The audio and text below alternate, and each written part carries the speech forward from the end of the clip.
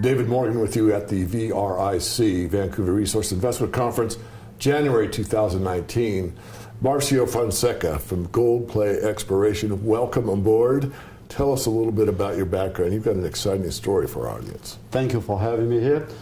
I am a geologist engineer and also had a financial master's, and I ended up working in many countries in Latin America for big companies such as Vale, Phelps Dodge, Echo Bay. Half my career, I migrated to a financial institution, Macquarie Bank. Had a successful career with the bank in New York and Vancouver. I've been living in Vancouver for now 13 years. And I built up a network, and I've been doing business in Mexico since 2003. Great. So tell us where Goldplay is and what the assets are. Goldplay is in Mexico. Why Goldplay? Because working for the bank for 10 years, I built up a lot of knowledge about opportunities in Mexico.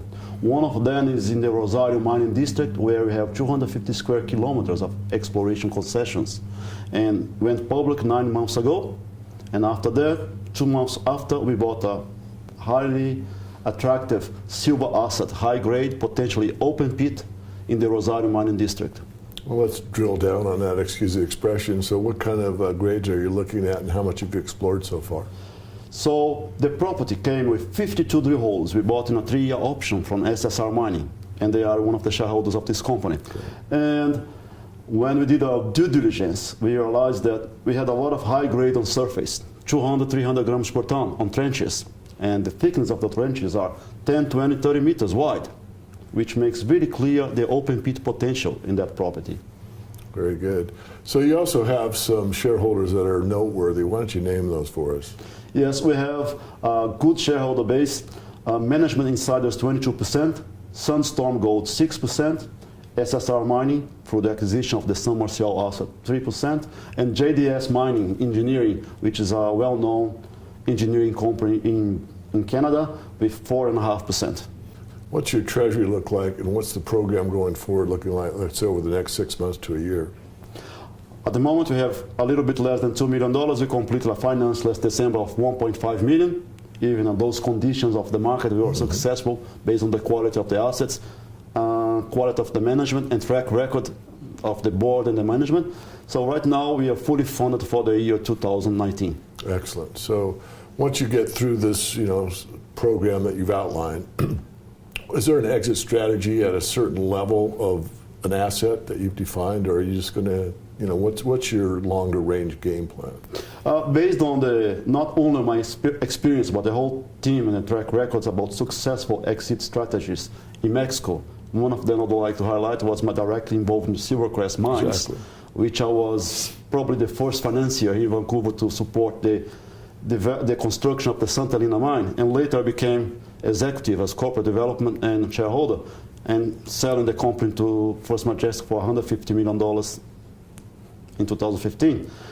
We are going likely to work really hard to increase the resource, because the 2008 resource in the San Marcial asset was quoted in 2008 with 30 million ounces of silver equivalent. 24 million ounces are silver.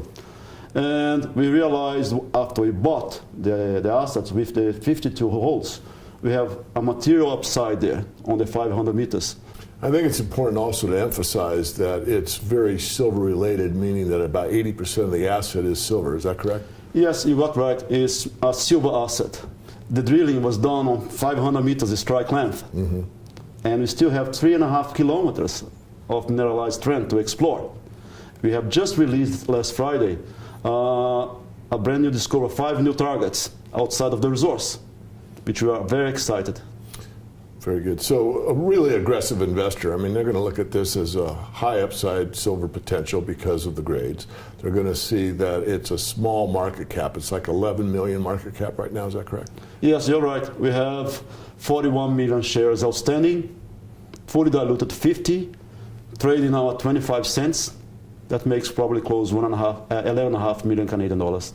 And I don't think I emphasize it enough, but the district is pretty close to like some of the majors in the industry, like Fresnillo and some of the others, correct? Yes, the Rosario mining district has 250 years of history of mining.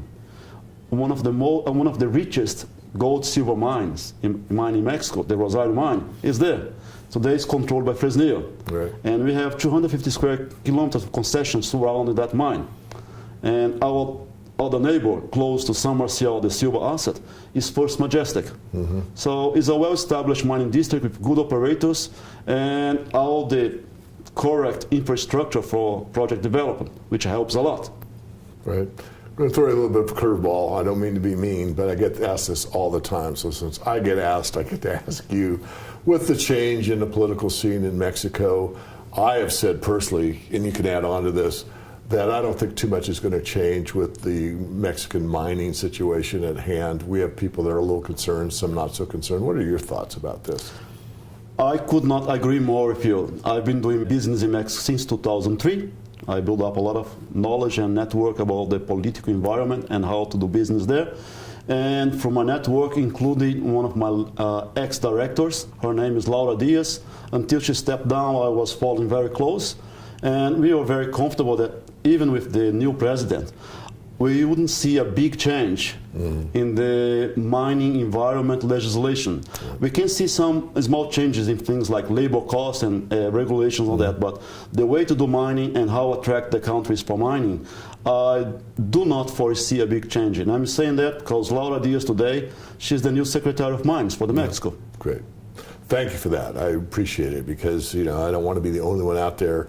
My opinion carries a lot of weight, but you've been working there for years and years and years on the ground level, so thank you. I think we've covered a pretty fair amount. It looks like a high potential upside in a great district with, I think, a very stable mining environment. What haven't we covered that we'd like our viewers to know about?